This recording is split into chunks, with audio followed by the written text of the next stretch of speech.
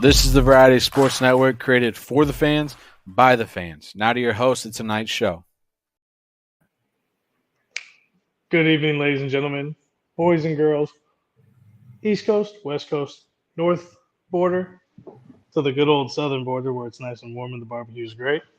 Welcome to the seventh inning stretch.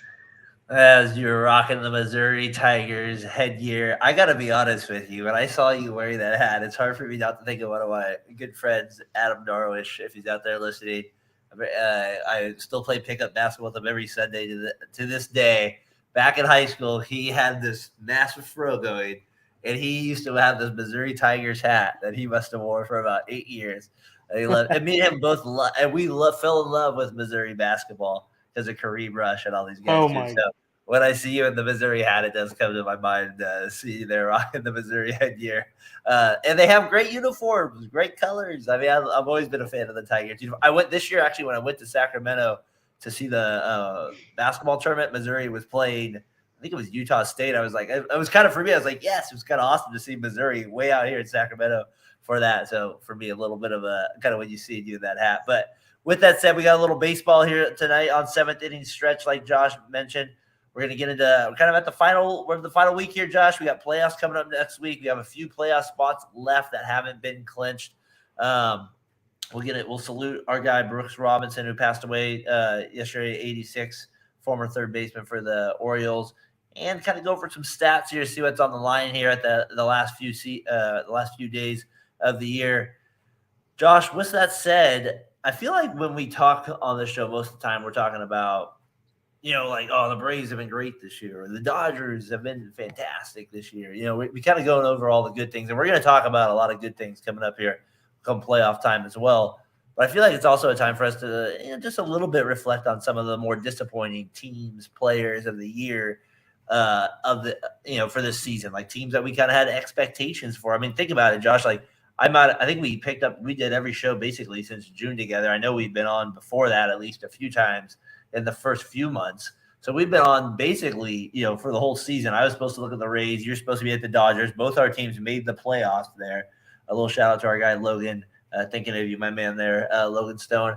But with that said, man, we got most disappointing teams. I know you're probably going to think a little local there as well. Give me that team and what else you have maybe for some most disappointing teams, players of the year. So you got the obvious teams in the NL, which are St. Louis, the Mets, Padres. Those are your noticeable, obvious disappointments. I would say Philly, even though they're a wild card team, I would say their season's been a little bit of a disappointment from what they probably were expecting to have this year. Everybody else seemed to hit the mark in the National League. In the American League, two big obvious ones, New York, Boston. This is the first time, and I can't remember how long, but it was a really, really long time that neither New York, Boston, or St. Louis were going to be in the playoffs. So I guess it's nice to have some fresh blood in the postseason for baseball. But no doubt. The disappointments, obviously the New York Yankees, the Boston Red Sox, Cleveland's got to be disappointed. Detroit's got to be disappointed. The Angels have to be disappointed. I feel like there's a lot of disappointment in the AL just because you had all these expectations and the bar was really high for a lot of these teams. And with the failure of the Angels, Trout's going to be out there for trade. They're not getting Ohtani back, and they didn't get anything for Ohtani. Yeah. What state is that organization really going to be in? So they at this point, they have to be the biggest disappointment in the AL when you look at the long-term projection. I think the Yankees and the Red Sox will be bounce back here in the near future, but the Orioles look like they're built to last. Toronto looks like it's built to, be a 90-win team every year, so they'll be in it. Tampa Bay, if they're going to do what they've been doing, they're just going to keep reloading. But they're not disappointing. Winning. But no, they're not disappointing. But, I mean, in the long term, I think the AL East is going to be the best division in baseball for quite some time. No, I would agree with that. But if I can go back to the most disappointing part of it, I would say if I'm going to go AL East, with it. Josh Lewis, I was going to get there with your team because Josh didn't mention him in the beginning, was the Giants. Shout out to our guy, Josh Lewis, tuning in here as well. Josh, I do have later on the show for Diamond Notes, shout out Peter Gavins, I have your boy, Gabriel Kapler. I will be showing that video to Josh. I don't know if he's seen it, so probably not since he doesn't see it on the West Coast. So No. I do want Josh's instant reaction on Gabe Kapler's video. So I will be showing that to Josh later in the show. But the Giants definitely are on that list as well. Josh, I still feel like the White Sox in the American League disappointed me. I thought I picked them to make the wild card. That's a huge disappointment for me. Well, I mean, Seattle's the other disappointment in the AL too. They're competing still for the make it, wild though. card. I'm Yeah, surprised. okay, but they weren't supposed to just make it. They were supposed to be in Wow. it. You know, I picked them to be up there, you know, a top wild card or division winner. Yeah. I really expected them to be a much better team than what they ended up being. Okay. Teoscar Hernandez really never came around this year, and he was supposed to be that other weapon. And the pitching was there. They just the inconsistency of that team, and I think maybe the youth of that team is holding them back a little bit. But that's my other like personal disappointment in the AL would be Seattle. Seattle. That's an interesting take. You know, and I got to give you credit. You stuck with them on kind of one of your more disappointing teams there. But like to their, you know, just to say they are only a half game out of the wild card right now. Let me check in on their score real quick. We should get them up. I got the Cardinals Brewers one up on the screen here. I'm going to be putting a lot of the games up on the screen here tonight for us, kind of keeping people in tune if they're tuning in here tonight on Seventh Inning Stretch, brought to you by Variety Sports Network. Be sure to give us a like and a subscribe here as well. We're at 407, trying to get to 410. Be amazing if we get to 410 by the end of the show. But with that said, we got Brewers 3-2, top of the ninth here. Cardinals trying to make a last-second push here against the Brewers game. Not much on the line here. He'll be back. No worries. All right, so he was running down the scores. There he is. There he is. Sorry about that. Yeah, we hit the back button. Did you hit the back button instead of the actual button there, Josh? When you're doing the producing and that, it's a lot with it, so try to make it happen here. Hey, My bad with that side of it. I've done it before, man. I know. But nothing happened. Nobody's here. I like it. All right. So with that said, I love it. I love it. Josh, when we do the seventh inning stretch, the one thing I always say is at least it's real. We're just gotta give it to you how it really is. Yeah, absolutely. Like we said, fan base tried to get you as much as we can with it. All right, so missed disappointing teams, back to it. Like I said, I have White Sox on that list as well. How about the Yankees? I know most of us thought they would be more in the hunt than they were this year, so I said they got to be disappointing. Cleveland to me is a little disappointing as well. And then, of course, I mean, it's not surprising. Josh Lewis, if you are still with us, I know you had higher expectations with him, as a lot of people did. The Angels are, as always, on the most disappointing player and teams of the year. Players, Josh, that were disappointing. Trout, again, he just can't stay healthy. You know, that's just a huge issue for him, is he just can't stay healthy. I just don't understand what's been able to happen with him this year. I thought that's been a real disappointment. You got any other players maybe that you're thinking that has been disappointing? Oh, the list is too long for me to go down. Do you consider do you consider – I know Arenado made the All-Star team. I know Goldschmidt is – do you consider any of the studs on the Cardinals disappointing? Are they all – is it just a failure of just the whole organization? This season for the Cardinals themselves is a result of Arenado or Goldschmidt any more responsible than any of them, or were they actually good? I mean, this is Arenado's first year in his career that he didn't have 30 home runs and 100 RBIs. He finished with 26 home runs and 94 or 93 RBIs. You know, I mean, he got put on he's on the IL for the rest of the season because of his back. Okay, go get right. It doesn't matter. You know, it's no big deal. Goldschmidt was an MVP last year. Did we really expect him to give me that exact same performance at 37 years old? No. So, no, I mean, Goldschmidt still had a pretty good year. His average was down a little bit, but, 25 home runs and 90 RBIs or 87 RBIs or something. Yeah.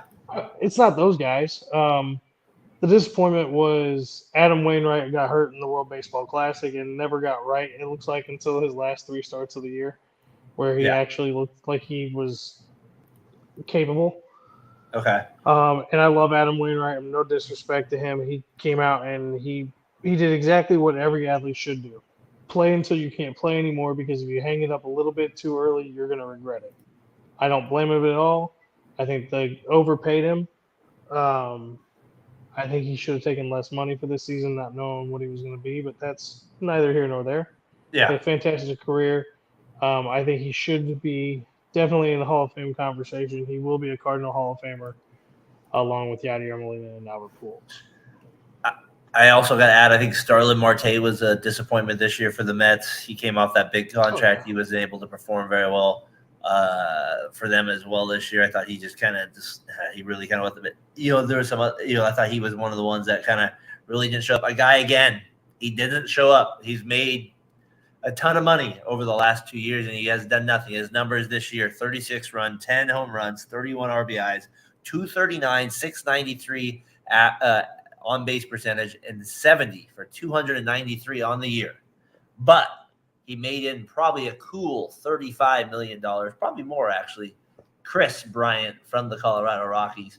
Definitely another big disappointing year from him. Josh, I mean, you talk about a guy that is just fleeced a franchise. This is starting to get an Anthony Rendon level. I know he's a way better player. He's a way better history. I'm not trying to say that, but I'm just saying a massive disappointment. And then how about the guy that was one of the most – I had to bring this guy up, and I know we kind of forgot about him because he just stayed with the Twins. But we talked about this guy a ton in the offseason leading up to the year, was Carlos Correa. You talk about a guy that did not perform based on the contract. That's probably the best thing the Giants didn't do, Josh Lewis, if you're still with me, is they didn't sign him.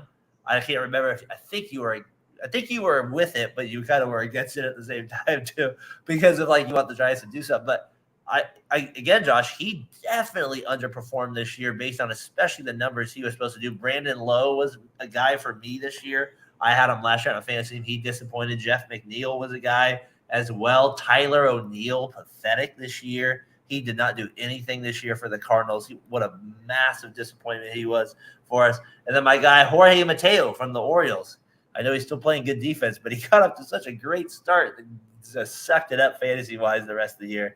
I couldn't do anything with him. Josh, I had to go to your guy, Cardinals. I had to bring up one on my list, Tyler O'Neill there. No, that's fine. I mean, that's fair. He's fair game. Another one I didn't get to mention, Sandy Alcantara. Had a good season, but not a great season, coming off the Cy Young Award last year. So that's a little bit of a disappointment, because I really thought the Marlins were going to be arguably the best starting three of any rotation in the league, and he did not perform, and they still had one of the best pitching cores in the league. No doubt here. And they're a much better team, and they're way ahead of pace from where we thought they were going to be in Skip Schumacher's first year as the GM, as they are still only one game back in the wild card hunt. So, the most fascinating player whenever I look at the end of the year, and Josh Lewis here, glad we dodged the Correa bullet. We have a young, exciting shortstop. I agree. You got Luciano there. You don't have to deal with the Correa contract. Tyler was probably right about that when he was on my case about it. So the guy that's the most fascinating, you'd probably know him a lot because he was in the NL Central for so long, but is Suarez. He's with the Mariners now. Just his stats always fascinate me. He always reminds me of a modern day Jose Hernandez. If you're a hardcore baseball fan, you remember him from the early 2000s. Just strikes out a ton. Occasionally had to get a bomb and stuff like that. So that was kind of our most disappointing players, teams. Me and Josh have focused a lot on the good things this year with baseball, but we thought it'd be only right after looking back on the most disappointing. And Josh, I'm with you on your Giants. They have to be, especially where they started too. And what was their record? I think the Padres, they're both 78 and 80. That's where the Padres have caught the Giants. The Giants are 4-game back. They're 3 of their last 7. They're minus 36 on the year. Just a total disgrace in how they finished up overall. Astro and Mariners are the big thing going on right now. That's the biggest, okay, who's going to actually hang on to this race? I'll check in on the game right here. The Mariners are up 1-0. They got a run here in the bottom of the first. Josh, I'll get it on the big screen here in just a minute here. I got it coming on right now for people here. There you go. So we got the Mariners up 1-0 here in the top of the third. Big game for them tonight, obviously. Like I said, they're down a half a game in the wild card against the Astros. Astros could drop to our, Susie's on the line. She could get some good rants from her on Twitter if they end up losing. So, what do you got from the Astros Mariners here, Josh? You think you have a feeling? I know you called the Mariners one of the most disappointing teams, but do you think they make it over the Astros? So this team is so hot and cold, man. Like when they're on, they're basically world beaters to me. Yeah. They've got enough pitching. They've got enough offense in those bats. They have enough speed. The defense is just good enough because of how good the pitching is. When it's on its game, you just don't ever know which team you're going to get. Yeah. And that's the problem with the Mariners. I wish they were more consistent because they would be an exciting team to have into the playoffs. No, they would be a great team to have a playoffs. Here, Lurking Boys, have a great show. Doug, your Reds hang in there. It looks like they had a big loss today, I believe. But they were losing. I should probably double check if they lost. They were losing when I checked last.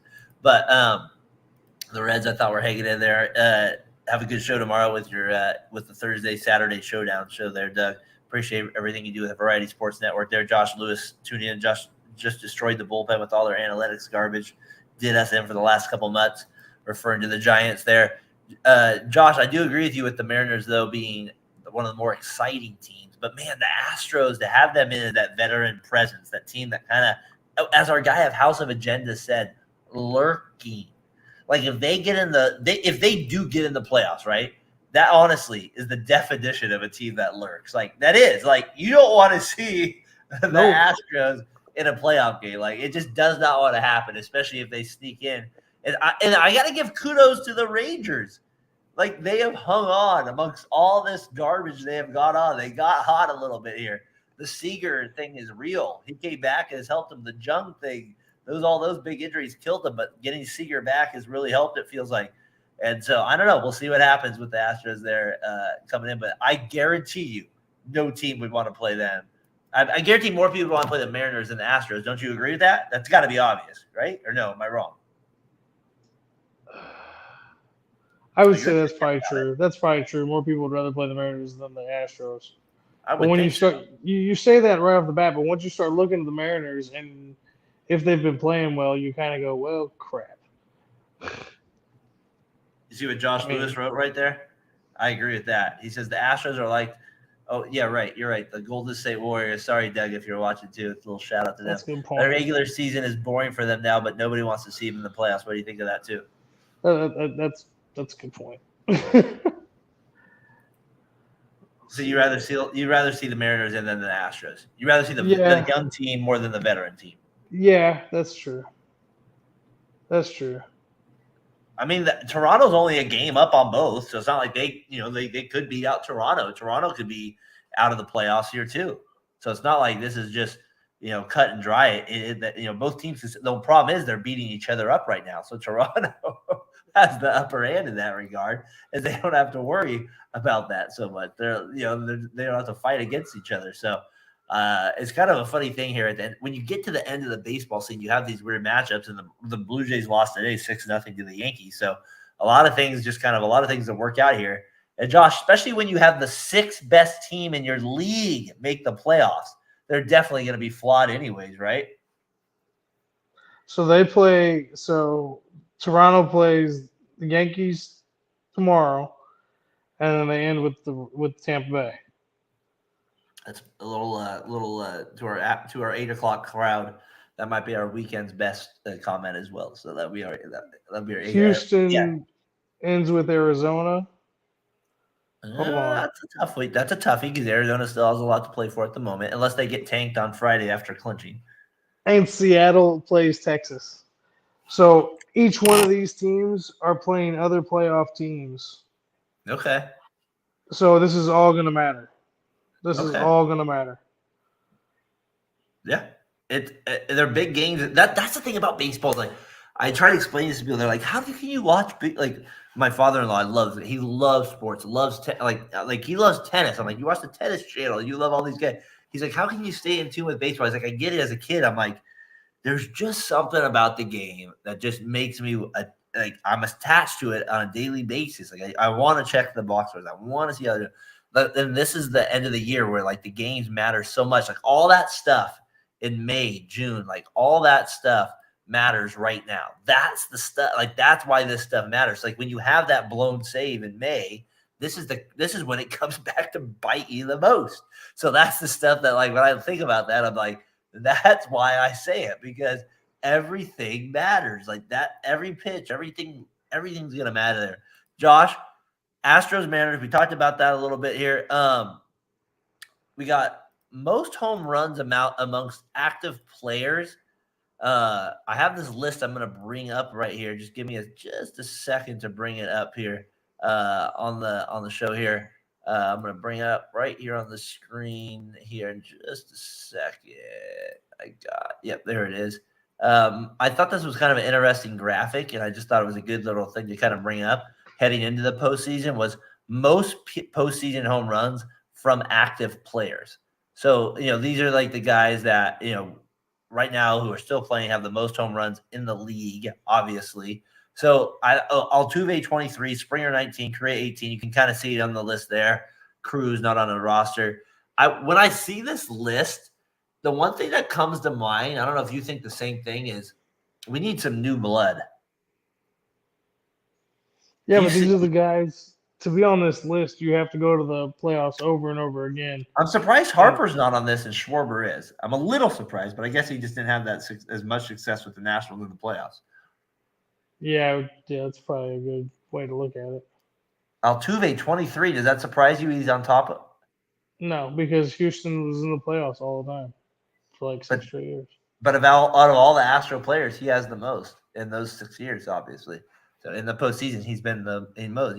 Bregman's on there with 15, but he's 8 behind. And you have some others. He's Mr. Clutch, gets every big at bat, and he comes through. How about Hernandez at 8?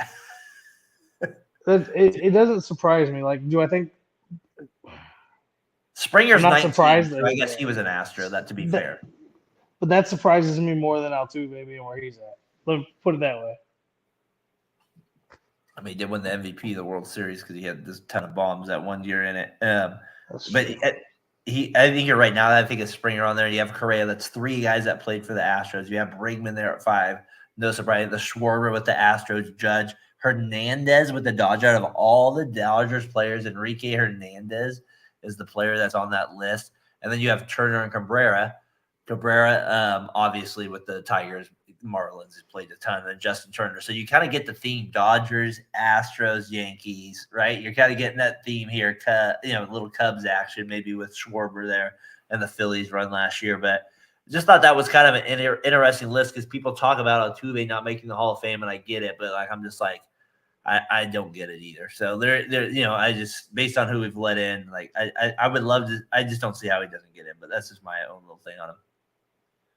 I mean, I get, and I understand where you're at on that, but there has to be a point where you got to say, all right, we have to reset the standard for what goes in, or it's no longer special anymore. So you just got to pick a point where you go, okay, we're resetting this. The game has changed so much, we have to change the standard at which players are evaluated to enter the Hall of Fame. Well, if that's the case, then you got to start letting guys in like Bonds, because if you think a guy cheated, cheating's cheating. So that, to me, that's kind of where you go with it. You don't like, oh, this cheating's better than that cheating. That's ridiculous at that point there. So I thought that was kind of just an interesting Josh when I came across this week. I'm not sure how you look at it when you saw it, but I just thought it's kind of, for me, it was kind of fascinating just to see how many. The Astros, just how much they've dominated in this decade of baseball when you look at that home run list. Because in baseball, right, the games you could lose in the first round of 5 games. So it's not like you have a chance to hit 23 home runs. That's a lot. So I just feel like that's a ton of postseason play. Hey, question of the week here brought to you by Row One Brand. Use that code VSP15.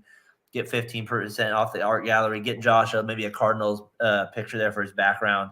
He'd love a Tyler O'Neill picture probably. So I think they have some on there. They have some ticket studs for there. So you get them if it's Tyler O'Neill, it's got to be in a comic book form where he looks like Superman or some kind of superhero because he's because he looks like he's jacked like one. I mean, Hey, dude's Row Up just- Brand's got some good stuff. They have some really good Cardinals stuff in there. I got a couple Oh, yeah. stubs on my picture on my wall back here. Best home field advantage of teams remaining in the World Series hunt. Who do you think's left? You know the teams that are kind of basically left in the playoffs here.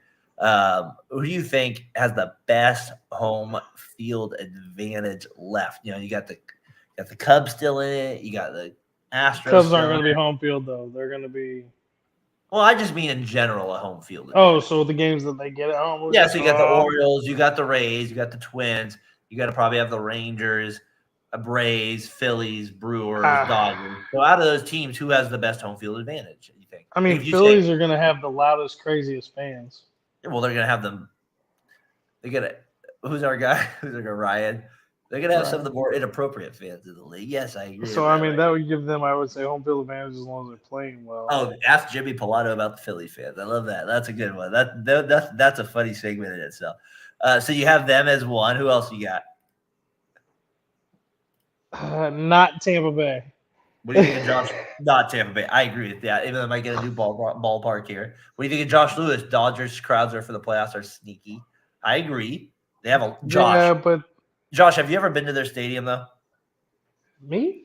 Yeah. No. Okay, so I've been there one time, and Josh Lewis, you'll appreciate this because you are like me. You are thinking baseball weirdly. Mike Lieberthal got got 3 home runs in this game, and Sean Green had a home run. That's a little shout out to my guy Josh Lewis tuning in here. If you heard that name, Mike Lieberthal, catcher for the Phillies. I know Josh Lewis will appreciate that. Josh, this stadium is freaking massive. And if you get that many people from top to bottom kind of cheering in like the Dodgers are, and the Dodgers now have won, what did we say last week? 10 out of 11 division titles. They've been, you know what I mean? It's not like their fan base is like, oh, this is new. They're raucous. I gotta give Josh a love there. And I don't get this feeling that they're showing up in like the 4th, leaving in the 7th inning anymore.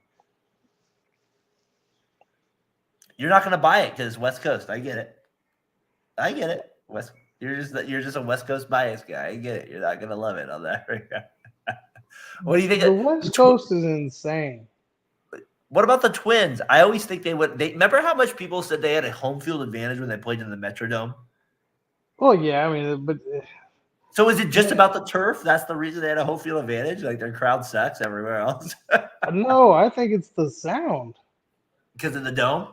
Yeah, dude. Just like in football. Yeah. That's always an interesting one to me when that stuff like that happens. Like, oh, we're going to change that one. The Brewers, you're an NL Central guy. You ever worried about their crowd? No, because their stadium's not built like that. At least not from what it looks like. I've never heard anybody complain about it getting too loud. And we've played there a lot. All right, so that's kind of shocking. I'm a little surprised you don't get the Brewers a little love there. Rangers, nope, not giving you a home field advantage on that one. Astros, yes, definitely because of that stadium too. Just that little freaking porch in left field gives you an advantage. Like that stupid porch. I hate that thing. I hate that they came to the AL West. It does not. And the other one for me is the Orioles. I think this year they'll have a massive advantage. Especially, I think they'll have a massive one. Can I give you a reason why I think they'll have a massive advantage? Not just because of on top of that. They've had a great season. I mean, they're going to win 100 games this year. Just an unreal year. Josh, you've been on them all year. But this guy right here, Brooks Robinson, he passes away yesterday. I think that's just kind of they're on the fan base is more engaged right now than ever. Then you have this happen. I'm just saying, I think that'll be a home field. But if I can talk about him just for a minute, just from a personal, side, I never watched him play, obviously. He retired before I was even born. He made the Hall of Fame before I was even born. But when I used, like I said, I'm a look back guy, so I rewatch games all the time. This guy could legitimately play third base. If you watch him, and there's a reason. I understand back in the day you would give votes, and there might be a year or two if you probably look back at it, maybe he didn't deserve a Gold Glove. But we're talking about a guy that won 16 straight Gold Gloves. That's insane in an 18-year career. Only Greg Maddux has won more in that time over that span. He won the American League MVP in 1964, as I have up here. And if you've seen the World Series, he's famous for the 1970 World Series against the Reds, where he's robbing guys down the line, making epic throws as he's doing it. So, and just when you've heard him talk over the years, he just seems like a really nice guy from Little Rock, Arkansas. our guy there, Caleb from Woo Pigley. If you're out there, a little shout out to your pod. Woo But pig. but I just want to shout him out. I'm a baseball. I love history. I love that stuff. And this guy was a beast. And this guy, like some people, I think he had 2,300 hits somewhere around there. Had over 260 home runs. Like I said, won an MVP, won a World Series MVP. So we're talking no scrub here. Passed away at 86. And obviously with the Orioles having a good season, Brandon Hyde, the manager from actually Santa Rosa, California, where I grew up, Montgomery High School, we played them in sports all the time. So a little shout out to him as well. I don't know, just a legend that passed away here. Tim Kirchin did an awesome video of him on ESPN. He's one of the best, Tim Kirchin. So, but I don't know. What do you think, Josh? You familiar with Brooks Robinson? I know you're younger than me. Yeah, I mean, I know the name. I mean, I know that a lot of people, when they talk about Arenado and the things he's done before he got to St. Louis, we knew this stuff about him in Colorado. All the consecutive Gold Gloves. He may be the first third baseman to catch Robinson in the number of Gold Gloves and All-Star appearances. That's what I've always heard about him. So that's what I know about him. Other than that, that's all I know is because the comparison that I've heard them make between him and Arenado. And I remember I had Eric Chavez as my main defensive third baseman growing up, and that I remember Greg Papa and Ray Fosse always mentioning him as well with those things. So I'm just a history guy. I love that stuff, and I rewatch games more than I should, and I just feel like this guy what a legitimate player in Major League Baseball history. He's not in the 3,000 hit club. And I kind of agree, John. I mean, maybe I know Schmidt has the 500 home runs, but I mean, we're talking 16 straight Gold Gloves from a third baseman in an 18-year career. Like I said, only Greg Maddux has more, and he was a starting pitcher. So that's the type of company this guy was in, and it's kind of maybe only it's bittersweet, but I almost think for the Orioles, just as a fan base, is a great time for them to really appreciate this guy. Because they have, it's not like a bad year, and they're not going to have sellouts. Like I expect this next home game to be, to be pretty epic because they're going to be bringing him up, and this is going to be a big deal. So I expect that to be a big deal with it. So shout out here to Brooks Robinson, ex-Orioles player here, passing away at 86. While you Josh? were doing Go ahead. While you were doing that, Yordan Alvarez jacked a home run to tie the games. It is 1-1. Astros. Oh boy. Mariners. Top of the fourth still. So we got that coming up. So the Astros took the lead then? No, it's tied now. Seattle had the lead. Gotcha. Okay. So we got Seattle and tied. I'll get that back up on the screen here in just a minute as well. So if you're tuning in here on 7th Inning Stretch. All right. Josh, after a little sad news there with Brooks Robinson, like I said, please watch that 1970 World Series. Just please. All right. Diamond Notes, Rays.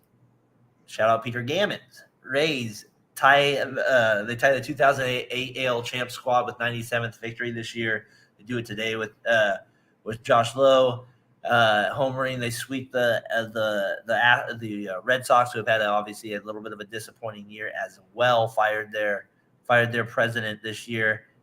The Rays right on the Orioles' tails. Looks like they're not going to be able to catch the Orioles though. Josh as well. Watch one of the cues. My son had just started learning baseball history. I got to stop this story. That Josh Lewis, one of the cutest stories. My son had just started learning baseball history and asked me if Brooks and Jackie, his favorite player, were related. That is very funny, Josh. That gives a whole another saying, Josh, right? To a brother from another brother. Yes. That's that gives a whole different saying to that saying right there. Josh, that's a great story there. I appreciate you sharing that with us there. So that's great. So Rays tie the story, or Rays tie the record. They're probably going to beat the Rays record. Maybe they get to 100 wins. Who knows? They sweep this weekend. They get history. I always felt that was a massive deal when I was a fan. I always loved when my team got 100 wins. As a baseball fan of my team, it's just like a big, I don't know. a middle, if you know what I mean. Just It's send the triple-digit wins is yeah, big. you're sending the league a little bit of a middle there. You're sending them like we're the real deal here. You have to beat our do what you know what come playoff time here. Hey, Josh Lewis, if you're still with me, this is what I was going to show to Josh here with our guy here, with our guy Gabe Kapler here. Just kind of like a little bit of a weird move here. I felt with Big Gabe. Josh, I don't know if you can watch this right here with it. I don't know if you can I'm see watching it. All right, but like so they have this pitching exchange, and I know they've had a little history with it. I'll rewind. I'll let it kind of stay on so you can watch it again as your finger. I can see it's kind of right there with it, but I wanted to kind of wanted to get your thoughts on that part of it with the exchange here with it. As you can see, they kind of had a little bit of a exchange here. I know last year they had this kind of weird exchange, but I'm not sure what you kind of think of it, like when you see it. Well, Can you see it yet? No, I watched it. I watched it all the way through. That's why I had the phone up close. It looks like the pitcher doesn't want to come out. I mean, and Kapler's telling me he's coming out. I guess I don't. But the weird thing is, I literally text. So I tweeted Josh, my guy Mateo, and Tyler about this because I feel like they had an actual real exchange. It was either this year or last year, I want to say, like a real exchange where he didn't want to come out. So I feel like he was kind of mocking that situation a little bit. That's kind of what I'm starting to get because Tyler said he said it's a clown show. And Josh Lewis, when he said it, look at him putting his foot down. Like, obviously, it's kind of like ridiculous when you're seeing this. And if you're a fan of this team, like I know Josh Lewis and Tyler are, like, come on, this is kind of embarrassing type of behavior. So I don't know what is going to happen with Gabe Kapler. I believe he should be fired. Yeah, and what makes it worse, and it looks very intentional right here, where he goes to pat him on the butt and knocks the glove out of his hand.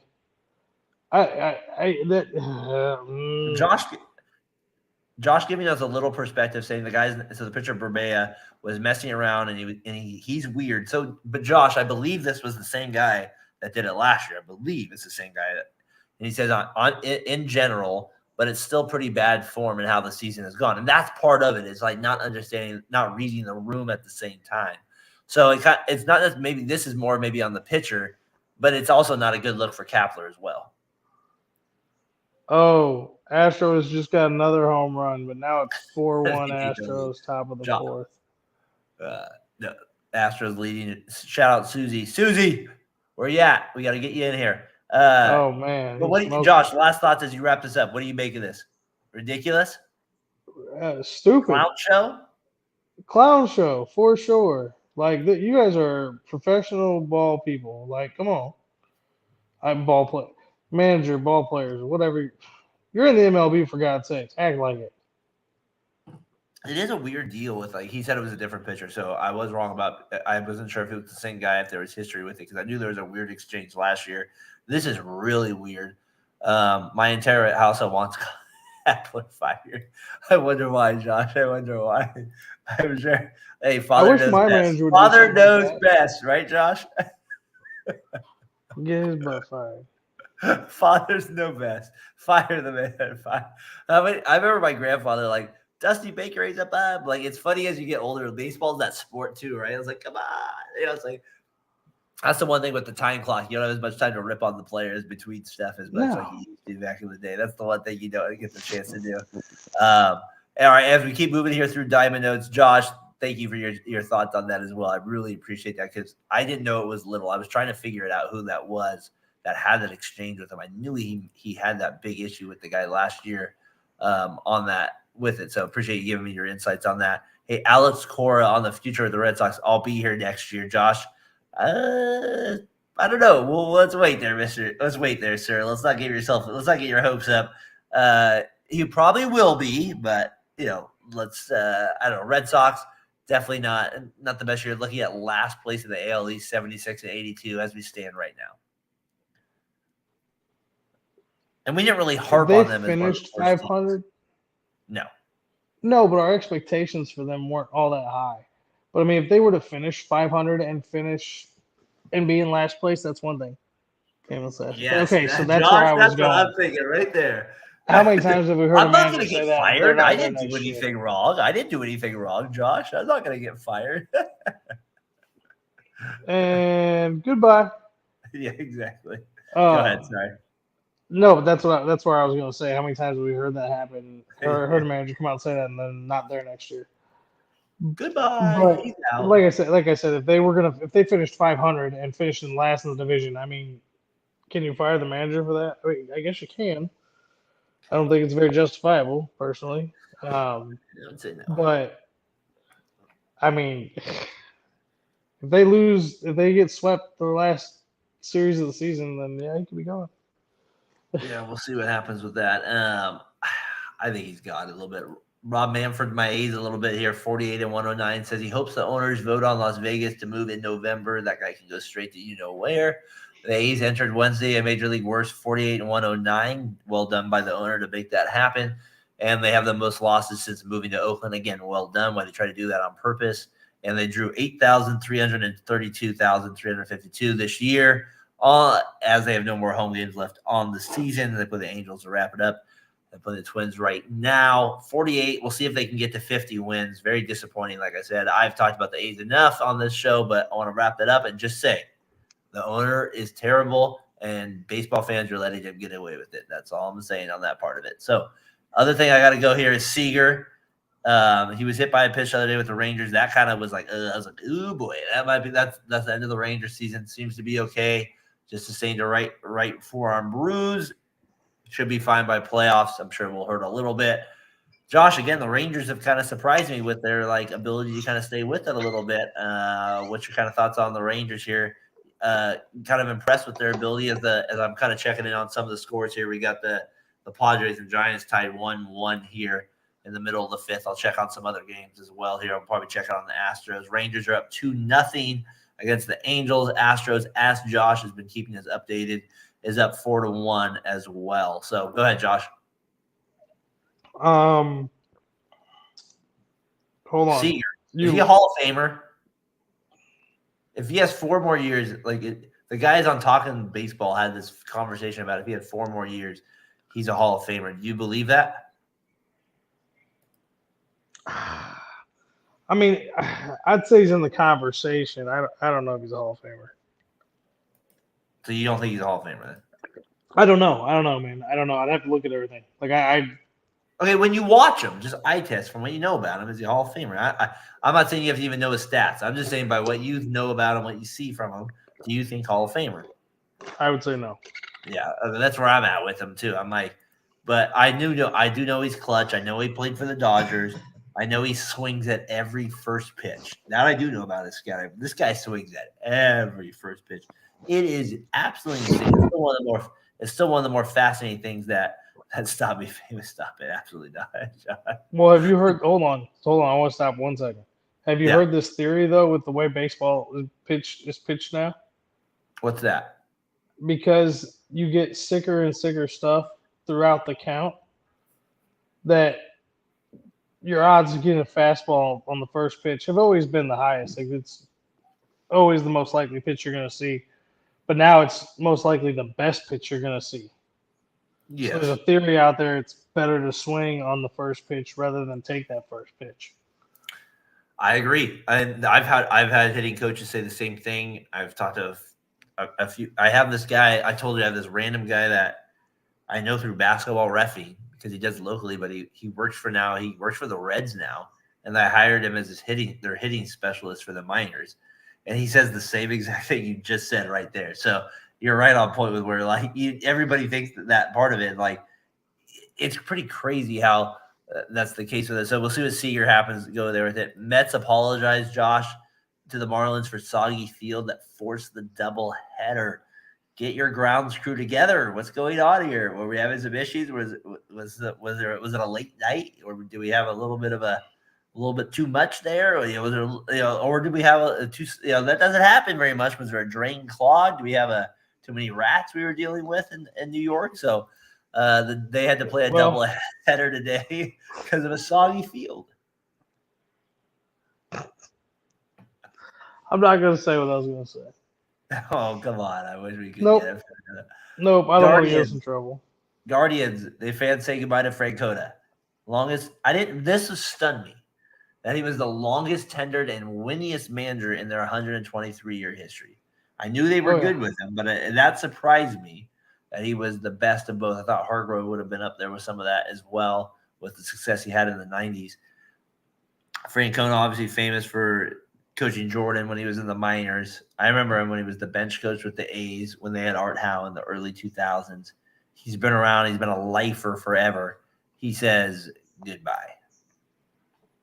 Do you think he actually says and stays goodbye, or do you think he comes back? I think he retires. I think he's done. He had the cancer thing he went through, about 8 years back. Maybe not that much, but I think it was before maybe it was during the Guardians thing. I think he's done. I think he's done. I think he's been in the game long enough. I think he's kind of feels like he's been there enough. Can I get a rain out? Yes, Josh. We need to sog the field. But I think Francona, it is kind of crazy to think, Josh. Like I said, we're at the end of the season now, so like me and you didn't really think about him, during the year. We weren't like, no, this guy's gonna be high on our list for things like that. So I don't know. That's what that's kind of what I wanted to bring up here as our last diamond note here to our guy here. Stat check, Josh. As we're getting into it, as we start to get to our stats going into the year, what do you think about? Remember I talk about my to me the most fascinating stat every year is triples. Bobby Witt has 10. That's the most triples this year. Very disappointing to me. I'm always disappointed to see that triples does not go higher than that. Freddie Freeman, 58 doubles. The next most, Josh, 42. Very disappointing. Only 4 guys with 40 doubles. Doesn't that seem kind of low to you? That seems extremely low. Okay, I'm going to, just for the heck of it, real quick, look at 2003 here. And we had 1, 2, 3, 4, 5, 6, 7, 8, 9, 10, 11, 12, 13, 14, 15, 16, 17, 18. We had 22 guys with over 40 doubles. Now we only have 4. Baseball's really changed, man. It's really like the way hitting's been looked at, the ballparks, all of it. It's home run or bust sometimes. And I'm telling you, the game is becoming less and less enjoyable for those of us who grew up on traditional baseball. I mean, think about analytics ruins everything. I've been screaming this since I got on podcasting. But analytics are 2003, Josh. Are you kidding me? 22 players. There are 4 now. That's insane. But that's okay. Look at the time it's taken for analytics to take over the game. That's crazy. Eric Hinsky, 45. That's a name I haven't heard in a while. Do you remember Shannon Stewart? You probably don't remember that name. Mm. All right, let's go to 2000. How old were you in 2013? Oh, I was 22, 23, 24. All right, so you remember Matt Carpenter leading the league in doubles with 55. Yeah, Machado. You still had like 12 guys. Yeah, still 12 guys here with over 40 doubles. One of my favorite names on the double list, Saltalamacchia. He was on that list as well. Saltalamacchia. So I don't know. Shannon Stewart, definitely underrated, Josh. Definitely underrated. Right-handed hitter, played for the Blue Jays. That Vernon Wells, Shannon Stewart outfield was and the Sean Green outfield was one of my favorites, especially to play with in Major League Baseball. Your guy Yadier Molina had 44 doubles as well in 2013. I'm just going to look back to way back, Josh, here. Let's go to 1983, just real quick. I just want to see. Not as many doubles, actually. Only 6. Cal Ripken led the league in doubles in 1983. That's a little bit of a shocker looking back at that. So, hold on. 1983? Yep. So that'd been Ozzie Smith, Gary. No, he didn't lead it. Ozzie Smith wasn't even on the. He wasn't even on the list in 1983. I don't believe. Ozzie Smith wasn't that great of a hitter, was he? Well, he got it was in like 84. All of a sudden, his hitting changed and he became a good hitter. No, you didn't even have he wasn't a power hitter. He was a contact. You didn't have a Cardinal in the top 23 in 2003. That's why you didn't even have anybody there at that one back with it. But I thought it's just funny looking back at the stats and who you kind of have to finish the year. Freddie Freeman just had a freakish year. Acuna obviously has had a freakish year. Josh, you said the stolen bases would have been up. We got 1, 2, 3, 4, 5, 6, 7. 7 guys with over 40 stolen bases, much more guys with over 20 than we've had before. So that, to me, that's kind of the biggest storyline coming out stat-wise for me. I still am a little disappointed in the home run to strikeout ratio as well when I look at the stats. Why? I mean, they don't. If you look at how they do the advanced analytics, a strikeout's not as bad as it used to be. No, but I'm disappointed in the fact that they were trying to change some of that stuff and like make it kind of like, oh, we're not going to try to, we're going to try to like kind of speed up the game and not make it a big deal and stuff. That's the stuff for me. Like, I'm like, oh gosh, I thought they were going to do a little better job in that regard. That's all.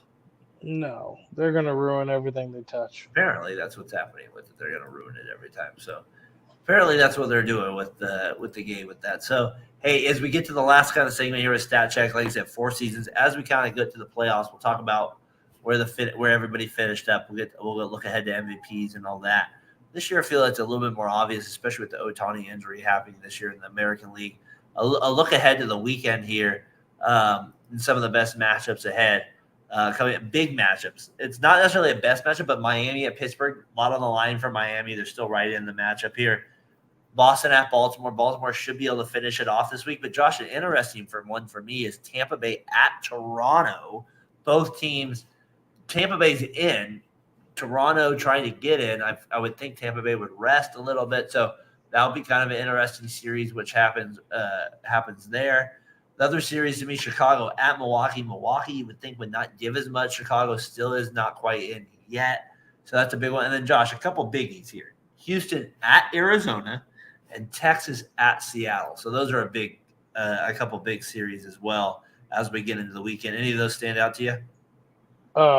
Half your list. Well, anyone in particular stand out to you? Maybe Houston at Arizona for me is the biggest one.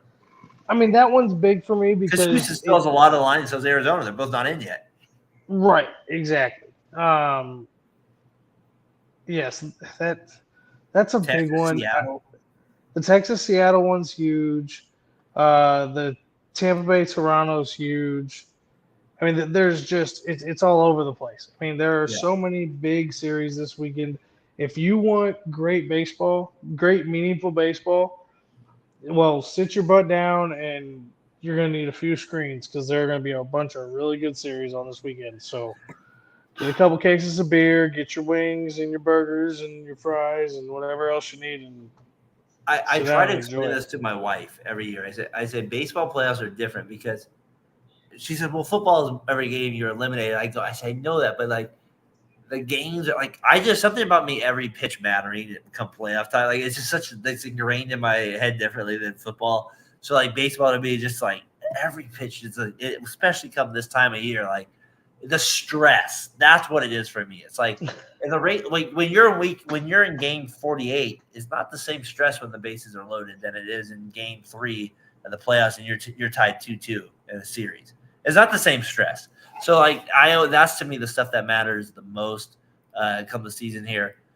So that's our look ahead to the series here. That's 7th inning stretch for tonight on the show. We'll be back with you next week, probably Tuesday or Wednesday, hopefully for Tuesday. We got some playoffs that will be on the line next week, Josh. We got wild card. We'll figure out our playoff schedule a little bit more going forward. We'll announce that as well. I want to shout out Josh Edwards before I give you the last word. One of the last words here. I got to shout out our guy Josh Lewis tuning in.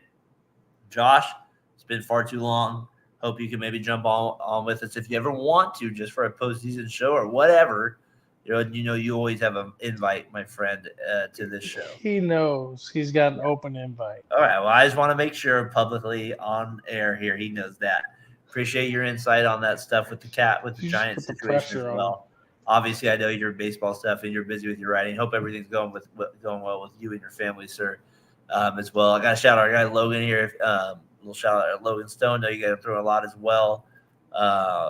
Praying for you, man. So just hope everything's going well with you in that regard. I know your situation that's happening, so just hoping the best for you, sir, in that regard. And appreciate the friendship that we've had along the way here on Variety Sports Network. Josh Lewis, thank you. I appreciate you saying that. Good show, guys, because sometimes it is a grind, and so I appreciate it. Even a small comment like that means a lot to me a little bit, Lewis, so appreciate you. with that as well. Hope you'll be with us maybe in the postseason, even if you can't join us live, or at least over the comments. Love to get your baseball insight on some of those things. Josh Edwards, 7th inning stretch. Buddy, we made it through the regular season. Next week when I see you, or the week, we're going to be in postseason time here, believe it or not. We're in October. We're in the fall. It's starting to come. This is the best time of the year if you look at it in some ways, come baseball year. So looking forward to it. So before we sign out here, Suarez just hit double. Let's see. I didn't see where 4-3. up. Yeah, it's 4-3 now. He gets 2. It was a single. He moved a man over to second, and Seattle scores 2 runs. So Yep. that's where we're at. No, it's been a great season. I really appreciate you jumping on for the second half of the season. Hopefully this is what we got going on for next year too. We have a special show coming up soon. Hopefully we got somebody special we're trying to bring on. We got working out scheduled details. So pay attention to the Twitter X, the X Twitter, the X, whatever the machine is. Well, we're hoping it. We could say it. We're hoping it'll be Mike McHenry again. We're hoping he'll be able to join us on Monday, right? Yeah. Hoping to bring Fort back on. But we're working out. Wouldn't that be great before the playoffs too? As you're wearing, I was kind of hoping, black and yellow right there. Well, probably not a team he likes. He's Tennessee. It's all right. We could deal with that. I'd be curious to ask him how many times he played actually the Missouri Tigers if he went to Tennessee State there as well. But you're right. We are hoping to have him on this week. So just pay attention. That'll be a pop-up episode outside of our normally aired episode, unless we just go forever long, cover everything in that one. And we're gonna try to do some post-game stuff too, like react to some games here. I mean, we're obviously you can't watch 3.5 hours always of games, but we'll have some games selected where we're going to watch games ahead of time and we'll know what's going on. We'll try to give you some instant reaction to that as well because, I mean, we're baseball fans too, so we're going to be watching the game anyway. So we might as well talk about it. Like I said, for Josh, I got to tell you, it's made it through the season. I wasn't sure if I was going to tell you this, but appreciate everything you've done for me on Variety Sports Network. Appreciate your consistency with it. And just like your, like being there, somebody I could talk to with baseball at all the times, knowing I can count on you with it. And that's important doing the podcast game as much as it was. So I just appreciate your effort with it. And I look forward to doing the postseason with you, my friend, as we move on to the next chapter of 7th inning stretch. So for Josh Edwards, I am Darren Breyer, 7th inning stretch in the books. I would say, Josh, for me, season 1. But for you, probably season 2. But for me, we'll have to figure that out. For Josh Edwards, I'm Darren Breyer. Peace. Hey, this is Brandon, CEO of the Variety Sports Network. Thank you again for watching tonight's show. Best way you can support us is by hitting that subscribe button, that like button, and hitting the notifications so you don't miss out on the next show right here on the Variety Sports Network.